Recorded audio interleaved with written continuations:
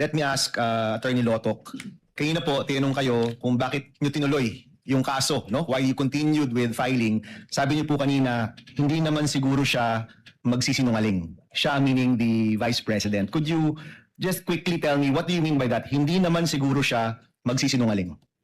Well, the surrounding circumstances, Your Honor, at that time, yung atmosphere, sabi ko nga, galit na galit siya at madiin yung kanyang mga binitawang salita. At ito ay nagugat pa sa mga naunang event. So doon, nung winika niya na wag kang mag-alala ma'am, sapagkat sa security ko, sapagkat may kinausap na akong tao. From the point of view of the NBI, we believe that... So you took it as truth? Yes. Okay. In succeeding interviews, I'm sure nag-imbestiga ka. Pero yung banta sa kanya, hindi truth. Wala, hindi niya tinanggap na kaya niya nasabi yun kasi may banta sa buhay niya. Hindi mahalaga. Importante lang sa NBI, yung di umanong banta na binitaw niya para dito kay Marcos Jr. Yan ang problema. Tapos gusto niyo pagka mag-imbestiga siya, pumunta siya sa NBI. Diba? Pero dito pa lang sa pagsalansan na to ni Lotok, makikita na ho natin kung saan ang baling ng NBI. Dito pa lang sa mga banta-banta na to kay Marcos Jr., kay Vice President Sara Duterte, makikita na ho natin ang bias nila. We must work together to ensure a brighter future for our community.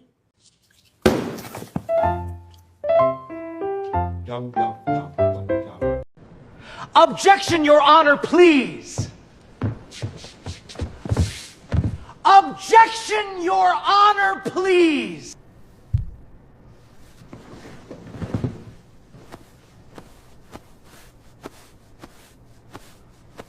Objection overruled.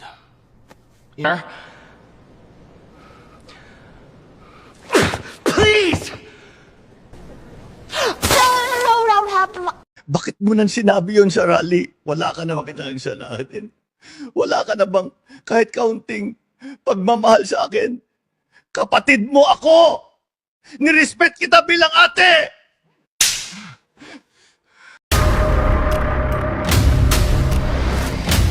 Bago tayo mag-umpisa, baka pwede nyong i-like ang video na to. Malaking bagay ang like sa aming mga content creators. Maraming salamat po.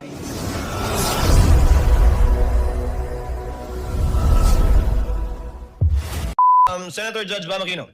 Yes, Then I proceed to cross. Maraming salamat, Mr. Presiding Officer. So ito po yung continuation po ito nung tanong ko kanina tungkol sa general denial tsaka specific denial. Pero bago yon, Attorney Venluan, let me ask Attorney Lotok. Kanina po, tinanong kayo kung bakit nyo tinuloy yung kaso, no? Why you continued with filing. Sabi niyo po kanina, hindi naman siguro siya magsisinungaling. Siya meaning the Vice President. Could you just quickly tell me, what do you mean by that? Hindi naman siguro siya magsisinungaling. Well, the surrounding circumstances, Your Honor, at that time, yung atmosphere, sabi ko nga, galit na galit siya at madiin yung kanyang mga binitawang salita. At ito ay nagugat pa sa mga naunang event. So doon, nung winika niya na wag kang mag-alala ma'am, sapagkat sa security ko, sapagkat may kinausap na akong tao. From the point of view of the NBI, we believe that... So you took it as truth? Yes. Okay. In succeeding interviews, I'm sure nag-imbestiga ka. Pero yung banta sa kanya, hindi truth. Wala, hindi niya tinanggap na kaya niya nasabi yun kasi may banta sa buhay niya. Hindi mahalaga. Importante lang sa NBI, yung di umanong banta na binitaw niya para dito kay Marcos Jr. Yan ang problema. Tapos gusto niyo pagka mag-imbestiga siya, pumunta siya sa NBI. Diba? Pero dito pa lang sa pagsalansan na to ni Lotok, makikita na ho natin kung saan ang baling ng NBI. Dito pa lang sa mga banta-banta na to kay Marcos Jr., kay Vice President Sara Duterte, makikita na ho natin ang bias nila. O doon sa mga pagkilatis ng banta, may bias, tapos gusto nila sa bayan ng Pilipino, walang bias. Hindi pwede yan. Kahit anong ipakita niyong ebidensya, testimonya, testigo, hindi na mababago ang aming desisyon. Sara Duterte ang aming presidente sa 2028. Tapos ang usapan. Meron bang pagtanggi dito sa pagkausap sa isang tao na papatay kung may mangyari kay Vice President Duterte? Meron ba kayong napanood o naimbestiga na pagtanggi nito in the succeeding interviews?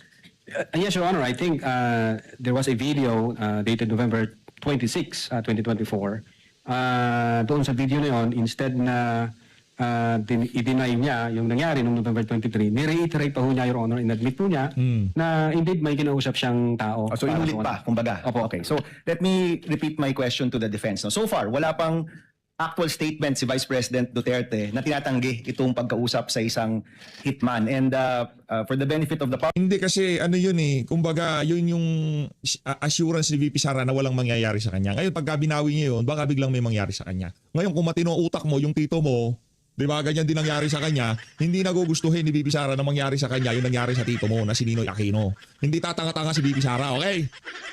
Sabi na nga wag uuwi pa. Sinabi na nga may banta sa kayong mga di ba, makakaliwa, titirahin siya. O di nga natin alam kung sino trumabaho sa kanya. Mapanggang sa ngayon, naging pala isipan ng pagkakagurgor ng tito nito. Hindi tatanga-tanga si VP Sara kagaya ng tito mo, ha? magkaiba ho kasi yung general denial sa specific denial, no? Ang general denial, hindi ko ginawa yan. Wala akong kasalanan, no? Yung specific denial, hindi ko ginawa ito mismong mga bagay-bagay na ito. Hindi ko yung nakita sa sagot ng depensa. So I asked the defense, is there a denial? Kasi nga kahit na anong ipakita sa iyo ng depensa dahil nga bias kayo diyan, alam naman namin kung sino yung mga senador na bias. Lahat kayo bias. Lahat tayo bias. Kahit yung mga manonood dito bias. Huwag na tayo magpaka-hipokrito na kailangan sasabihin natin gigit na tayo dito sa usapin na to. Walang nakagitna dito. Ano lang ang usapan dito. Ika nga gusto mo mapanagot yung mga nagnakaw sa mga maanumalyang flood control, nagnakaw sa PhilHealth, nagnakaw sa mga ginto, gusto nyo mapanagot, kay VP Sara kayo. Ngayon kung ayaw nyo mapanagot yan, gusto nyo mamayagpag yung mga magnanakaw dito sa bansa na to, paniwalaan nyo si Lotok, ganun lang kasimple yun. That the Vice President actually spoke to a person to contract, spoke to a person to kill. Para hindi naman umiyak si Bam Aquino, bigyan ko na ng 2 points yung prosecution. Collaboration nila to The individuals that we're talking about, Attorney Vinluan, sabi nyo meron. Your Honor, Could you point us to where it is in your answer? Your Honor, I just want to clarify because specific denial is a legal term.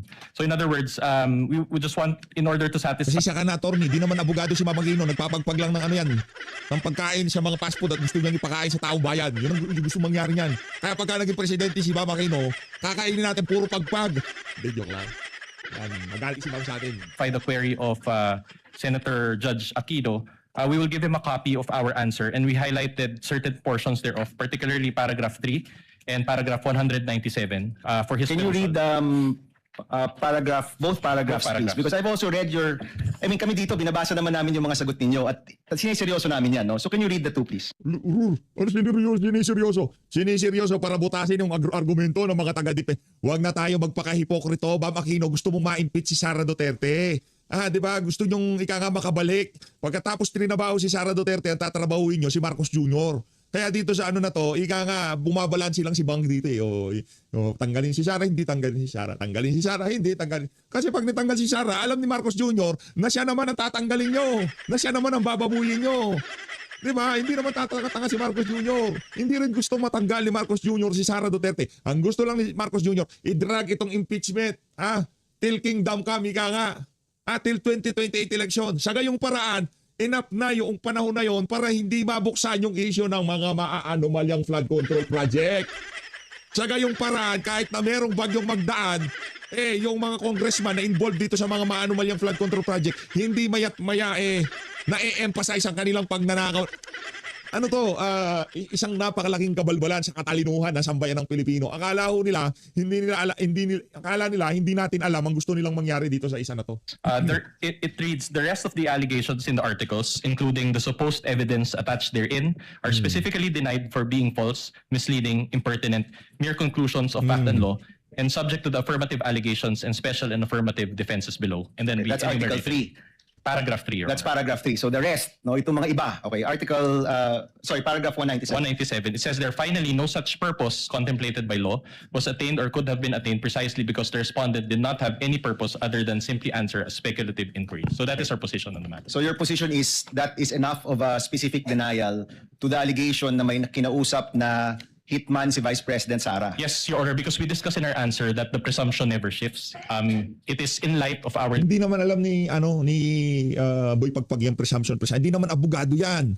Pagpagan, magaling yan. Pero pagdating sa ganyan, discussion that it is the burden of the prosecution to prove their claim, considering that according to our laws, he who alleges must prove. And so we just presented our arguments accordingly, Your Honor. Okay, so I'm sure, attorney, sa inyong summation, you will argue this, that the burden of evidence has shifted, pero hindi nyo po na take into account na ito mismo ay galing sa Vice President natin. Your Honor, to clarify, the burden of proof is with the prosecution and not with the defense. Aray ko. Yung tipo mga ganong klaseng sagot, sasagutin ka ng abogado ng defense, yung magmumukha ka si Raulo, magpagpag ka na lang sa mga fast food ba, Makino? Pambira, gusto pa tayong pakainin ng pagpag. Si Raulo ka ba, ha? In fact, Your Honor, according to our laws, even if we do not present evidence, if they do not overcome that threshold, Your Honor, then we believe that our client is Okay. entitled to. So ang sagot po nyo, and this is my final question, presiding officer, ang sagot po nyo, kailangan i-prove ng prosecution na merong hitman. And you're not denying that the Vice President spoke to a hitman. No, we are denying that, Your Honor. It's just that that was our presentation in our answer. Okay, so for the record, Kalman mo lang. Hindi ka tatagos, Bam. Hindi ka naman abogado. Mas magaling sa'yo yung bata na yan. Alam mo ano lang magaling sa'yo? Apelido. Aquino. Yun lang. Ay, wala nga palang magaling dun. Kasi yung mga Aquino, mga magnanakaw din yan. Anong kaibahan ng Marcos at Aquino? Pareha silang nagpahirap sa sambayan ng Pilipino. Ano pa? Pareho sila magnanakaw. Tapos, you are denying that the Vice President actually spoke to a hitman na, in fact, ang sabi nga ni Attorney Lotoc, hindi siya nagsisinungaling. Yes, Sinasabi nyo, actually, nagsinungaling siya at wala siyang kinausap na hitman. Yan pong sinasabi ninyo. Yes, Your Honor. I don't know what's the frame of mind of Attorney Lotoc, but that is our answer, Your Honor. That she did. huwag mo ipakain sa kanila yung answer ni Loto. Kung gusto mong kainin, kung sa tingin mo, lasang pagpag yung kainin mo, ba, Makino? Maraming salamat, Attorney. Para ikaw ba magkana magsalita? Sakit mo, Tabangs. Thank you. Your Honor, Thank you, Senator Judge Yan Aquino. yung Senator babae na Judge to. Zubiri is recognized. You have 2 minutes, sir. Thank you very much, Mr. Presiding Officer. Just want to go to the line of questioning of, continue the line of questioning of Senator Bam Aquino to the prosecution, Attorney Villanueva. So there's Defense, not, Your Honor. yes, I'm sorry, defense, my apologies. Grabe, nung kuni-question nila yung defense. Pambihira. Ibang klase talagang, tapos gusto nyo, ayaw nyo kami maging bias. Gusto nyo magalit kami kay VP Sara. Kayo, hindi nyo pa naririnig yung testimonya ng defense. O mga ebidensya ng defense, binabanatan nyo na, mga siraulo. Attorney Villanueva, has been no, in any instance that the Vice President had come out on TV or radio saying that, hindi, joke only, nagkamali ako, ano lang to, nagbabu. Kasi si Tatay Digong nung araw sinasabi Huwag niya, ka makatatay, si Raulo. Makatay ka. Huwag mo kami lukuhin, makatatay. Baka magnanakaw ka ngayon. Baka Marcos, sabi mo, huwag makatatay. papatayin ko siya. Tapos mamaya, joke only yan. Nagloloko lang ako. Parang ganun. So at no particular point in time, Sa ginawa ni Marcos Jr. kay dating Pangulong Rodrigo Duterte, sa lahat ng kaalyado nila ngayong mga panahon na to. Anong tao ka, ewan ko lang. has she issued a denial that she said Ikaw, Biggs, huwag ka makatatay-tatay, ha? Sinusuka ka na ng mga kadistrito mo, kalugar mo. Tagasan nga kasi itong sinto-sinto na to. Di ba lang, tagasan to? these statements? Aside from what you submitted to this court as a blanket denial. there is, Your Honor, and Kasi, yan sinasabi ko, kahit anong explanation ng defense, hindi nyo na mapapaniwala yan si Bam Aquino, Risa Hontiveros, Tuta Soto, Big Zubiri. Wala na, finish na yan. Guilty si VP Sara sa mga yan. Ngayon, sila, ganito na yung line of questioning nila sa defense. Di man lamang nila matanong-tanong si Loto. O, ang prosecution, bakit ang daming typo? Hindi man nila natanong yan. Kasi hindi yun akma sa naratibo nila na gusto nila tanggalin si VP Sara. Hindi ko alam anong deal nito. Ito si Biggs. we just reserve our right to present that evidence at the proper time as well, Your Honor. Okay, so there's a video or recording that was done maybe a month or during the period of time that she had mentioned this, that she was denying, because we'd like to see that as well. Papakita nga, ebidensya, maghintay ka. Kayong dalawa ni Pagpag. Punta kayo dun sa ano, kaya na lang kayo doon. That would weigh in heavily on our decision because kung ngayon lang po nagpalabas ang depensa ng denial, parang Hindi na, i-guilty mo na. Hindi ko kailangan yung boto mo. Hindi ko kailangan yung boto mo para sa acquittal. Linawin ko, ha? Para kay Bam Aquino, Risa Hontiveros, Tuta Soto, Midzubiri, hindi namin kailangan ng boto nyo para sa acquittal ni VP Sara. I-guilty nyo by all means. I-guilty nyo ang boto nyo kay VP Sara. Okay? Maigi nang malinaw tayo. after the fact na kasi nagkaroon na po tayo ng impeachment trial. We'd like to see that if you have that kind of evidence. We will provide, Your Honor. Thank you very much, Mr. President. Thank you, Senator Judge Zubiri. What is the pleasure of Senator Judge Alan Cayetano? I'm not going to ask a question, just for clarification. May I just put it on the record? The gentleman may proceed in yes 2 minutes. If you look at the articles of impeachment, Article 4, Respondent Vice President Sara Duterte committed culpable violation of the Constitution, high crimes, and betrayed public trust by contracting for the assassination by the President, the First Lady, and the former Speaker of the House by making grave threats and actively inciting sedition against the public.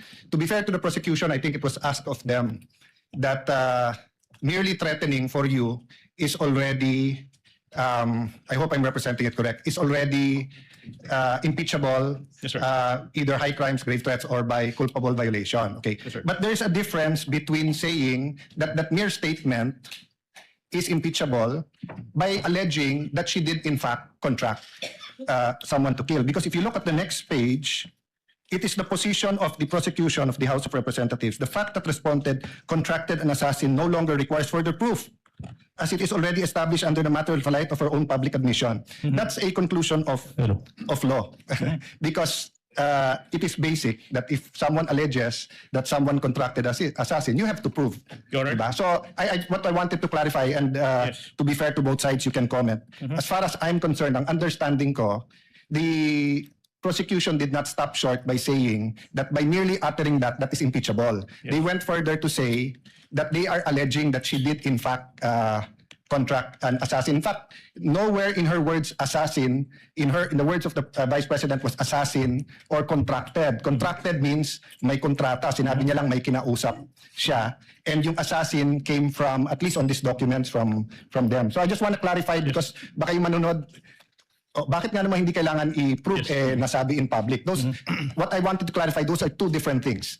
Whether the threat, as said, is an impeachable offense, but if you're alleging that there was an actual assassin contracted, you have to prove that. As far as I'm concerned. Can I reply to that, Your Honor? No need to reply. The Senator Judge Cayetano was not asking a question. He was merely making a manifestation for the record. Ay, hindi, mahilig talagang makipagtalo si Ligutan at gusto niyang maging senador at talagang nag-grandstanding siya dyan sa lahat ng pagkakataon na pwede siya makapag-grandstanding. Normal na yan, normal na Let's yan. move on, Counsel. Counsel, Move for on, the move on. respondent, if you're ready with your cross, you may proceed.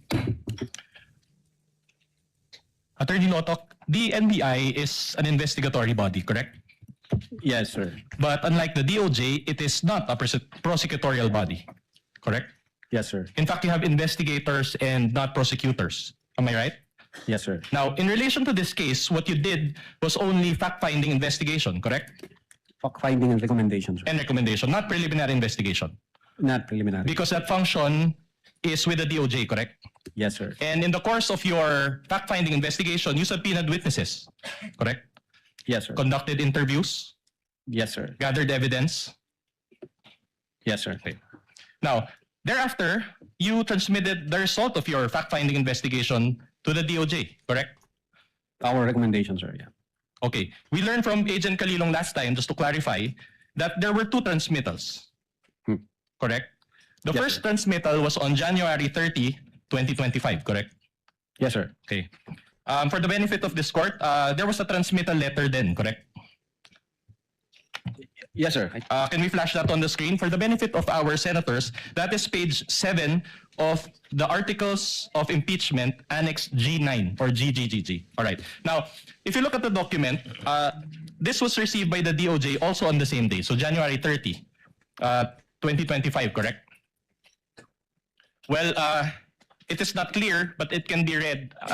If I may be allowed to use a pointer, Your Honor, just to. You may do so, Counsel. It's quite unclear, but actually, if you look at the actual document, it can be read as January 30, 2025. Do you confirm this? I don't have the documents, sir. May. Well, we have a hard copy, and I asked my co-counsel to show the document. Co-Counsel may approach. 30. Hulaan ko. Typo na naman yan.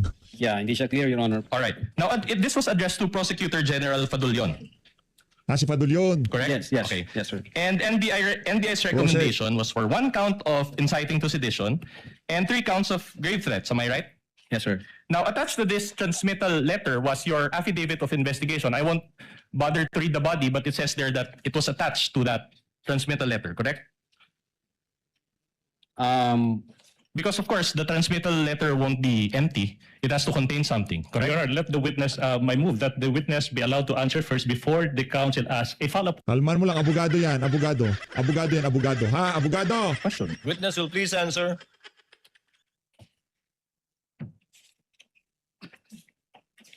I think yung copy ng affidavit is nasa DOJ na, yung first affidavit. So there was an affidavit of investigation because Agent Calilong also confirmed this last time. So I just want a clarification from you. There was a first affidavit of investigation dated January 30, Yes, 2025. All right.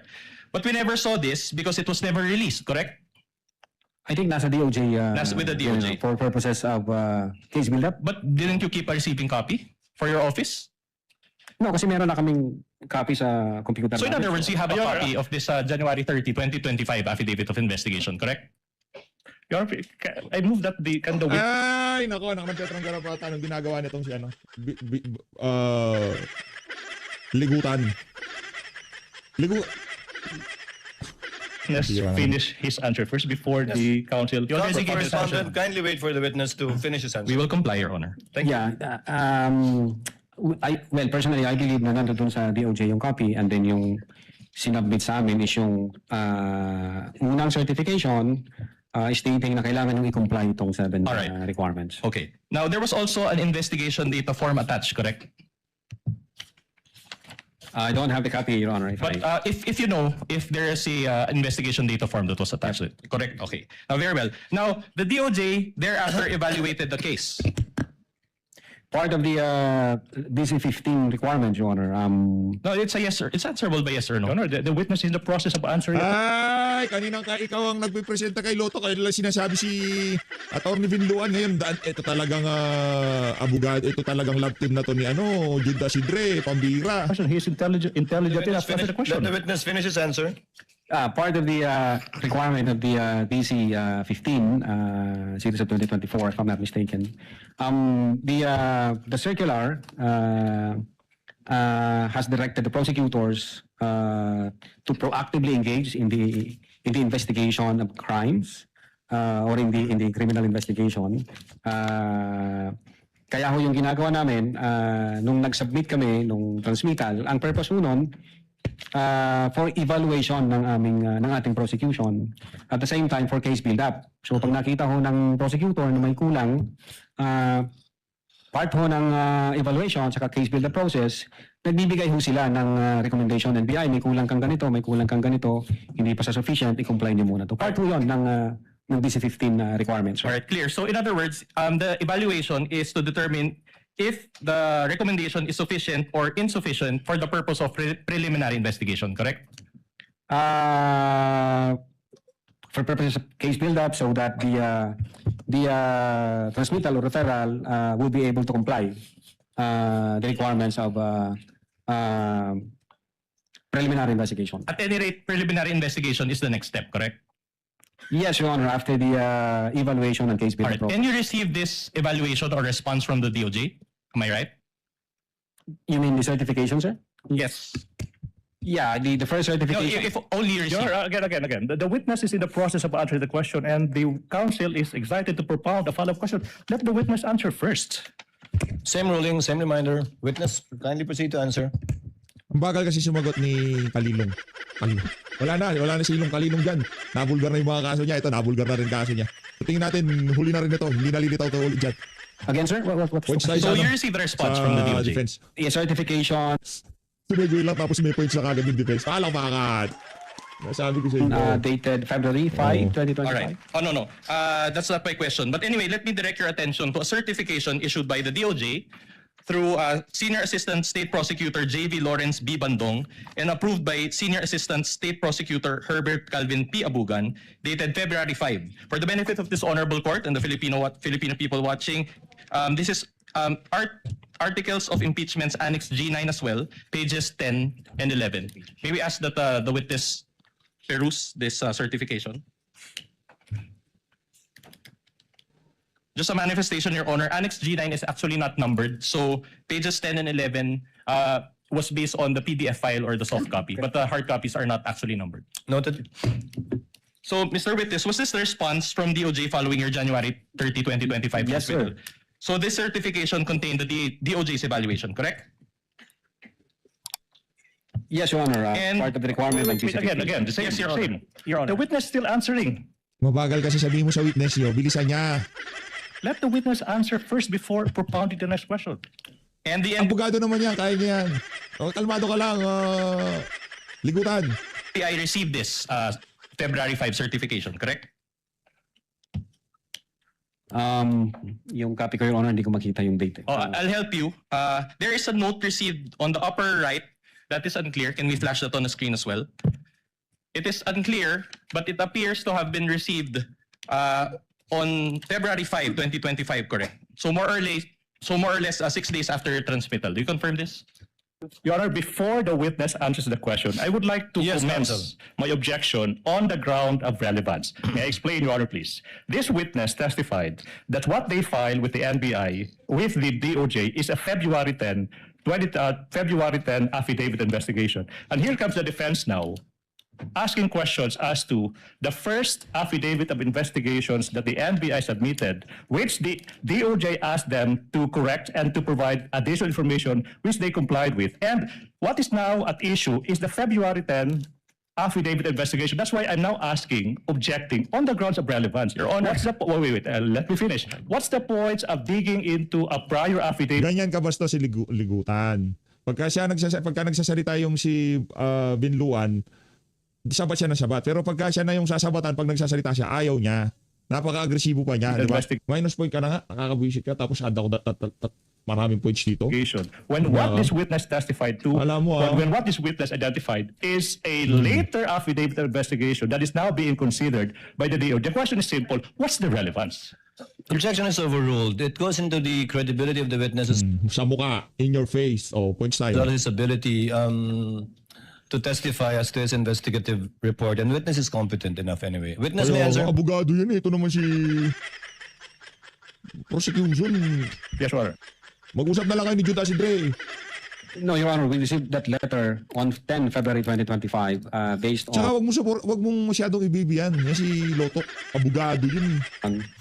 the second letter submitted to Honorable Richard Anthony B. Fadunion, signed by Judge Jaime B. Santiago. It states here that on 10 February 2025, this Bureau received the certification dated 05 February 2025, where the evaluating prosecutors referred the case for case build-up, citing reasons thereof. Then in that case, Your Honor, we have a problem because this is... Your Honor, objection. I'm not yet... Objection. Kindly let counsel finish. Because like, as I mentioned a while ago, Your Honor, this forms part of the Points ulit sa defense. Sabat na sabat kasi ito si Ligutan. records of this honorable court. This was submitted as page 10 to 11 of Annex G9. This is part of the court's record, and we also received this. These are not our documents. That's why I'm objecting, These are Your the Honor. prosecution's. I mean, the Counsel for the prosecution, documents. kindly let him finish. Oh, These yan, di ba? Di ba nakita niyo yon si Ligutan? Ligutan nga pa. Ano pangalan ito? Ligutan. Pangalan ito, kabugado na to. Oh. Di ba yung problema kay Ligutan? Pagka nagsasalita itong si Binluan, sasabat siya. Pero pagka siya na nagsasalita, ayaw niya nagpapasabat. Pero siya sabat na sabat. Ganun ho kabastos yan si Ligutan na yan. are not our documents, Your Honor. These are part of the records of the court. This came from them, and they attached this to the articles of impeachment. Your Honor, we have all the right to confront each and every document because that forms part of the charge against our client. Now, if Attorney Lotok is saying, Your Honor, if I may just be allowed to finish, manifestation, that February, it was received on February 10. We just want to counter-manifest, Your Honor, that there is a received stamp here, says February 5. Your Honor, this is not highly... Counsel, the presiding officer already overruled the objection of counsel for the prosecutors, and Overruled na nga, manahimik ka na, Ligutan. Punta mo si Jude Asidre, i-baby mo. Ikaw ba daddy o siya? Sino ba daddy at mami niya? I thought you would end up with a question. Kindly proceed with your cross-examination. So in other words, you deny that it was received on February 5, 2025 as seen here in this document that is part of the records of the Senate Impeachment Court? Well, first, Your Honor, hindi ho ako yung nag-receive niyan. Then pangalawa, ang nakapirma Ang ginagawa mo dyan? rito ang dating director namin, Jaime B. Santiago, at ang sinasabi niya, on 10 February 2025, this Bureau received the certification dated 05 February 2025. All right. Anyway, I'll move on to a new point. This certification noted 7 items, and we went through this the last time with Agent Kalilong, so I won't delve on that. But basically, just to go through this very quickly, the first point says that there is no affidavit of the person, so no affidavit. The second point is, or the second note is the press briefing conducted on October 18, so no TSN and affidavit of the person taking the TSN. Number 3 is annexes I and K with marking, so no affidavit of recorder and no TSN and affidavit. Number 4, Annex L did not indicate who made such TSN, so incomplete information. Number 5, the affidavit of Juan Patria Morales, so no USB. Number 6, only the minutes of the meeting with several persons, so no affidavit. But I'd like... Oh, Your Honor, that's my objection now. I'm just reading Where's it, Your the Honor. question? Wait for the question. Okay, Wait the for the question. Wait for the question. Ito naman si Ligutan, sabat ka ng sabat. Na-overruled ka na nga. Hindi na cute. Hindi na cute. Noong una cute pa eh. Hindi na cute. Marami na nabubisit sa'yo, Brad. To the question. I'm just laying the basis, Your Honor. Now, I'd like to highlight note number 7. Please allow me to read that portion, or at least the latter portion thereof. It says there, in the instant complaint, only the NBI executed an affidavit, and there was no Points tayo sa defense. participation on the part of the Nagalit eh, no? offended parties. As it appears, NBI is not the offended party for the crime of grave threats. My question is this. So based on note number 7, according to the DOJ, the NBI is not the offended party, correct? Based on number 7, NBI is not the offended party for the Correct. crime of grave threats. Okay, very well. Correct. Oh, So maliwanag ha. Hindi kayo offended party pero offended parties, if at all, are President BBM, the First Lady, and the former Speaker, correct? Yes, sir. At any rate, all these, the 7 notes that I mentioned, are all deficiencies in the first affidavit of investigation, correct? It's not deficiency, Your Honor, because the first affidavit that we've submitted is substantial in terms of Substantial. establishing the evidence required. This requirement is a matter of complying the required quantum of evidence required under DC-20. And if I may, sir, the purpose of submitting our referral to the Department of Justice is for preliminary investigation, which under the NPS rules, the new rules under the NPS, the law enforcement agency can submit a complaint affidavit, or in fact, submit a complaint before the DOJ for purposes of preliminary investigation. The requirement that the offended party should have the complaint affidavit is not an indispensable requirement, and so far as the preliminary investigation is concerned. And so far as the preliminary investigation is concerned. Very well. Now, based on that answer, I'd just like to point your attention to the portion of this certification dated February 5, 2025, next to the box tick with an X. Kindly allow me to read, if we can highlight that portion. yan. Naka-highlight Okay. Atty. Villuan. It says here, and you can read with me, insufficient for the conduct of preliminary investigation and Insufficient. Aray mo. must first be referred for case build-up. So in Filipino, this is my question, I'll do it in Filipino. So in other words, nakulangan yung DOJ, correct? For purposes, Your Honor, of satisfying the elements, the required quantum of evidence, the DOJ required us to attach the affidavits and other documents like the TSN, sir. Thank you. And the DOJ itself mentioned this, correct? Or said this, correct? Based on the certification. All right. In fact, let me direct your attention to the portion after, I quote, must first be referred for case build-up. Can we flash that also on the screen? And allow me to read. The complaint/referral does not contain all the necessary evidence to prove the essential elements of the crime. Therefore, it is recommended that the same be first referred for case build-up. Okay? Now, let me get this straight. I'll summarize first and then I'll ask the question. So, the subject incident happened on November 23, 2024, and the NBI conducted fact-finding investigation, as you said.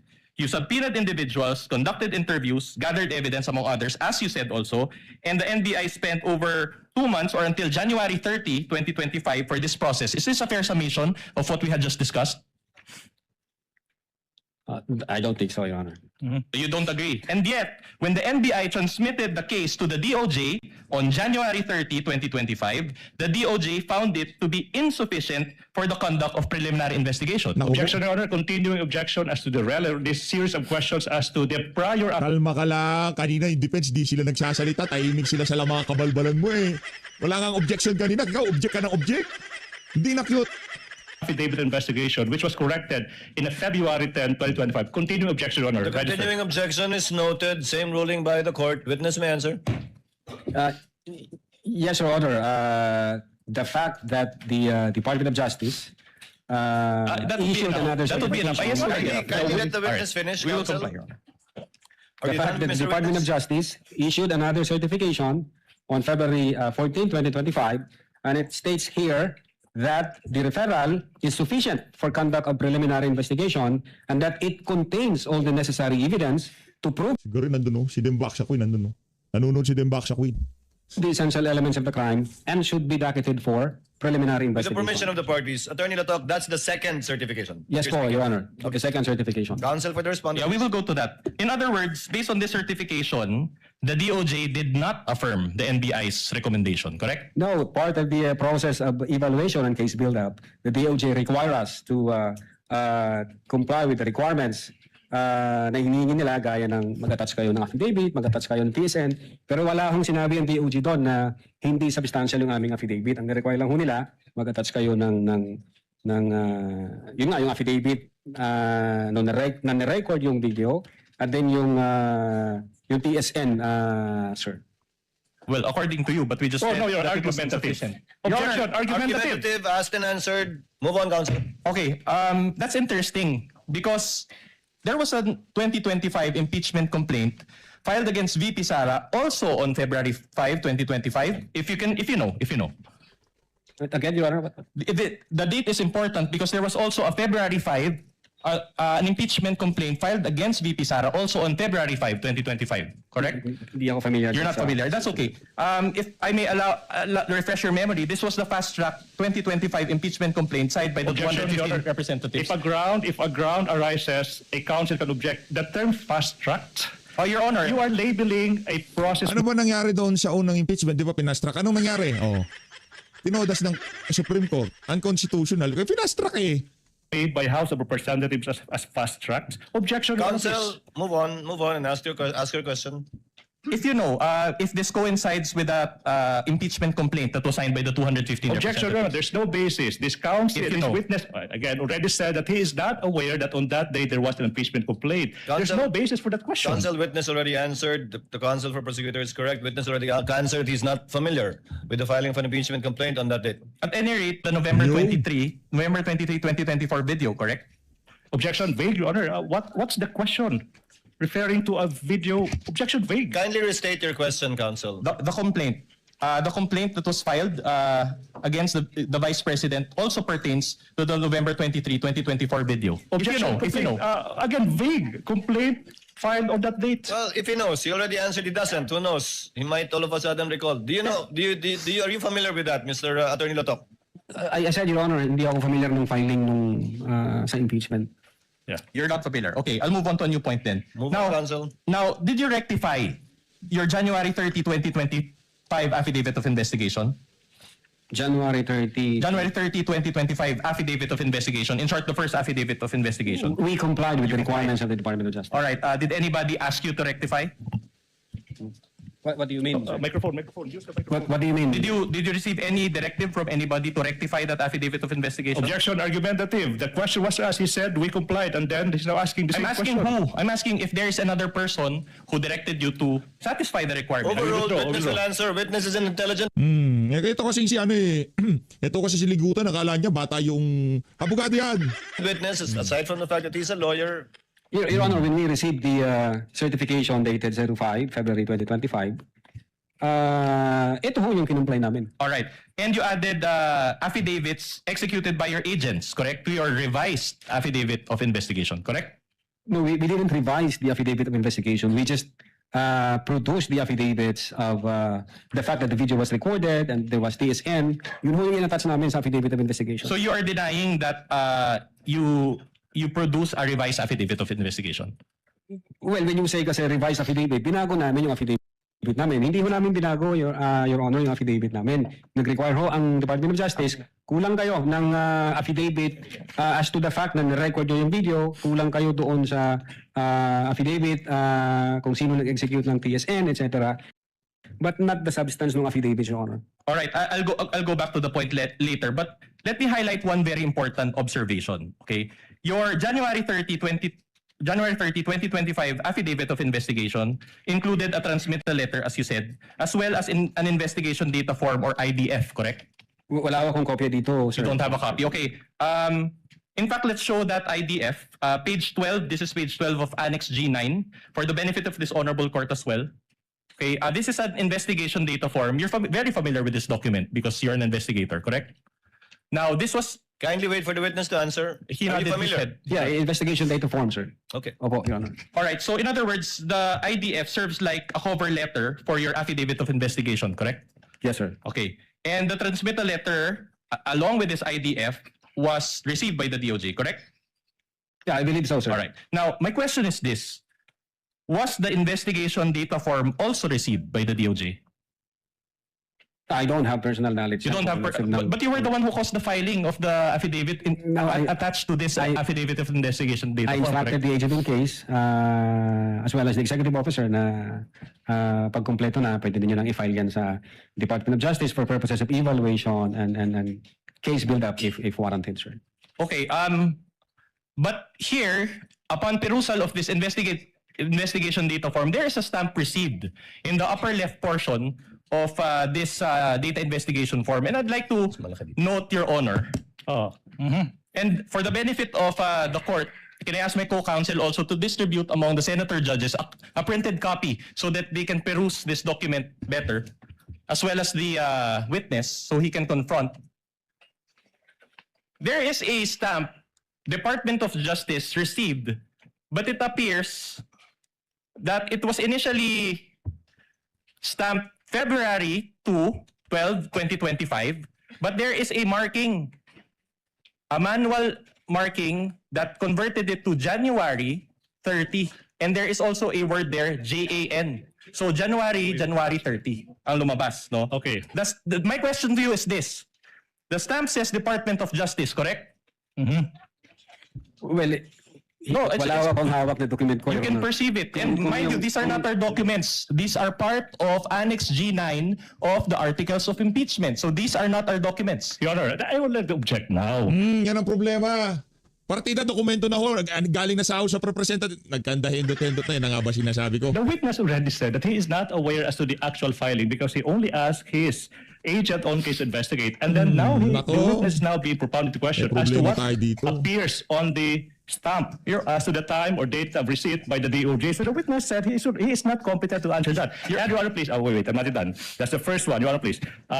No need Your for Honor, the court please. to rule. Your Honor, please. Your Honor.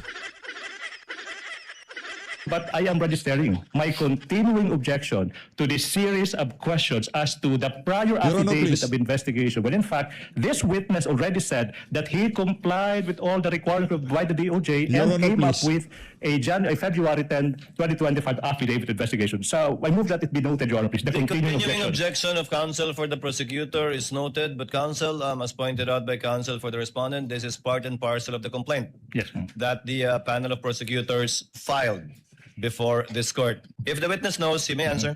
So the question is, the SAM says Department of Justice, correct? It's a very basic question. Again, I don't know, Your Honor. No, based on this document, Argumentative, Your Honor. the only question is, it says Department of Justice, correct? As I've said, Your Honor, hindi ako ang nag-file, may inutusan daw ako. Do you see it in the screen and do you see it in the hard copy? Counsel asked and answered, move on. That's Okay. the response of the witness. So will you agree that considering that this was supposed to be received by the DOJ, it is only the DOJ that has the authority to change the date? Again, you asked the DOJ, sir. Wala ako akong Exactly. idea dyan. All right. Counsel for the prosecution, kindly avoid. All right, but side this is remarks.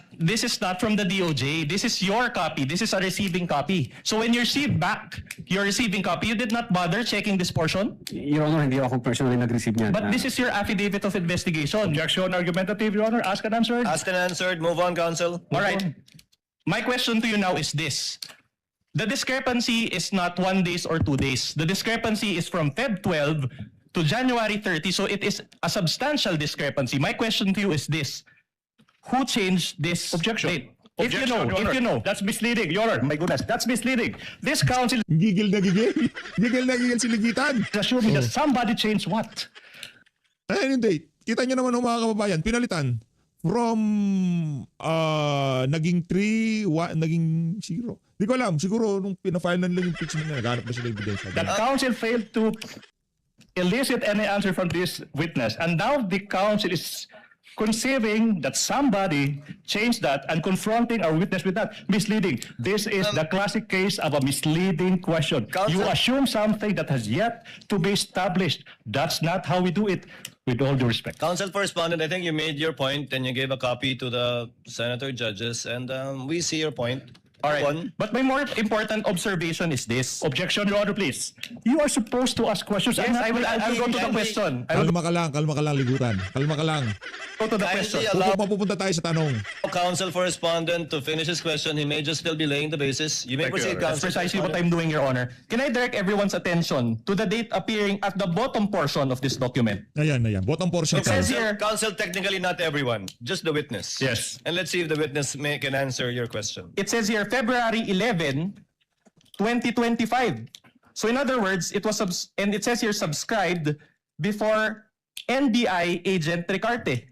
In other words, the date of the document is February 11, but it was received on January 30, 2025 by the DOJ. Do you have any explanation for this? That's the Objection, question. Your Honor. Objection. This witness is incompetent to attest to that exactly because he said he is not aware of this series of facts. I know where the counsel for Respondent is going. Unfortunately for him, his line of argument was already nipped in the bud when this witness said he is not aware of that. He should move on to other points. Your Honor, the witness said that the this investigation data form was attached to the original affidavit of investigation.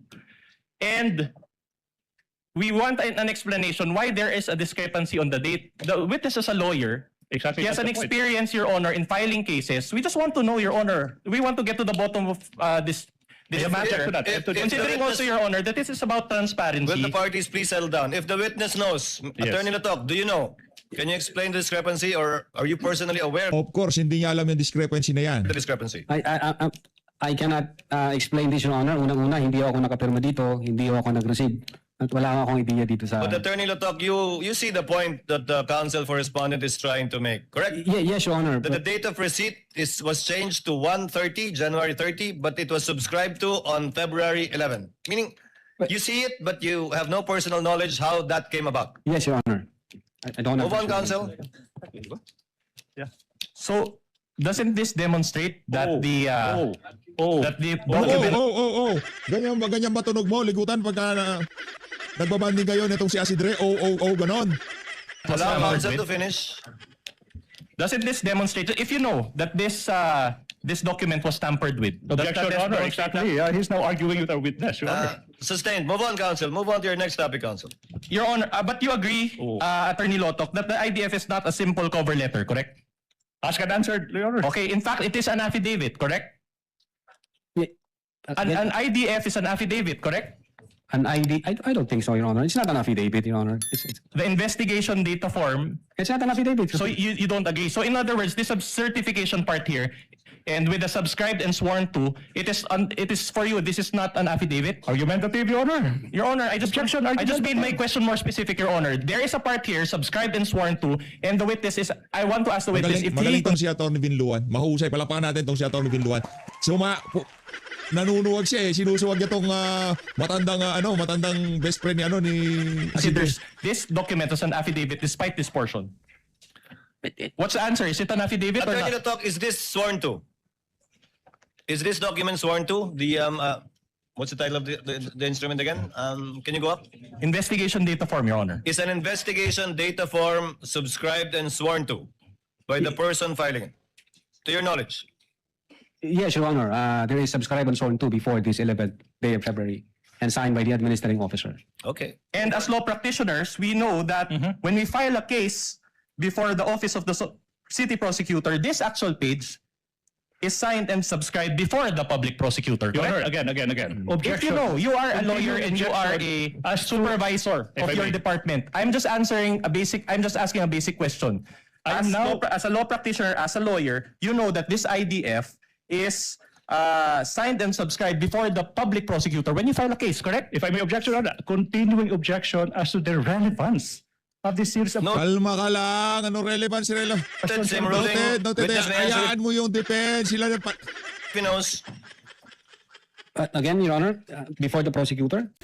Ama naming Diyos na makapangyarihan sa lahat, salamat po sa iyong pagmamahal na hindi nagmamaliw. Sa gitna ng kaguluhan sa aming bansa, Turuan niyo po kaming magtiwala sa iyong hustisya at hindi sa hustisya ng tao. Linisin niyo po ang aming mga puso at ituro niyo po ang tamang daan ng katotohanan at pag-ibig. Tulungan niyo po kaming maging ilaw sa gitna ng dilim at ipakita sa mundo na may pag-asa pa sa pangalan ng aming Panginoon Hesus. Salamat po sa pag-ibig po ninyo at salamat sa pagdinig ng aming mga panalangin at iligtas niyo po kami. Sa pangalawa po niyong pagparito at patawarin po kami sa lahat ng aming mga pagkukulang at pagkakasala sapagkat ito po ang aming samutiling sa matamis na pangalan ng aming Panginoon Hesus. Amen. Sa lumang silid, mag-isa kang tahimik. Walang kamera, palakpak ay wala na. Ngunit sa bawat pader ng bayang iniwan mo, may pangalan mong di na mabubura.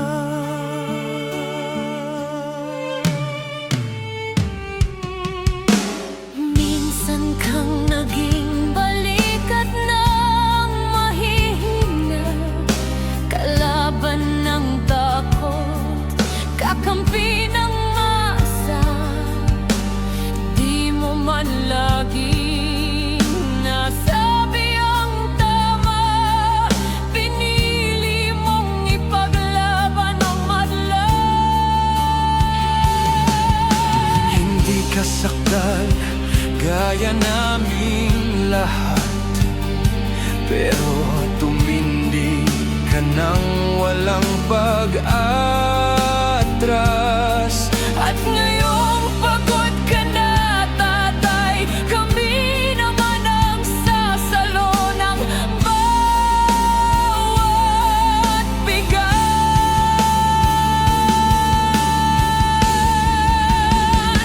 Hanggang sa dulo, ikaw ay mahal.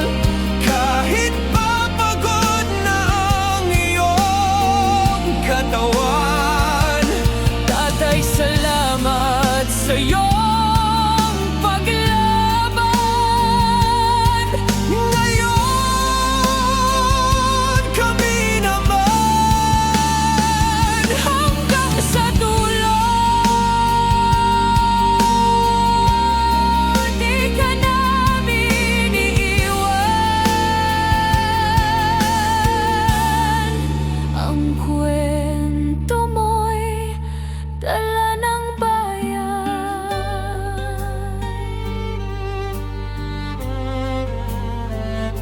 Tahimik ka na sa mga batikos. Wala nang tugon, wala nang galit, pero sa mata ng mga maralita, naroon pa rin ang tapat mong alaala. Marami mang di nakaintindi, marami pa rin ang di nakakalimot.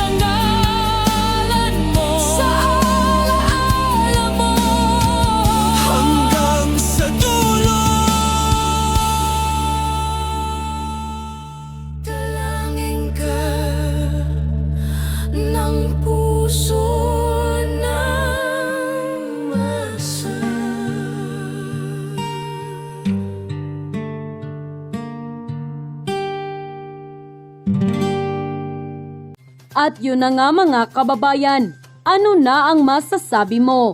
Kung mayroon kayong hinaing at komento patungkol sa balitang ito, please comment down below. Pag-uusapan natin yan sa comment section. At kung nagustuhan nyo ang video, ay huwag kalimutang mag-like at i-share na din para mas marami pang makaalam at umabot ito sa marami sa ating mga kababayan. Maraming salamat po. Mabuti pa ang sardinas, may label.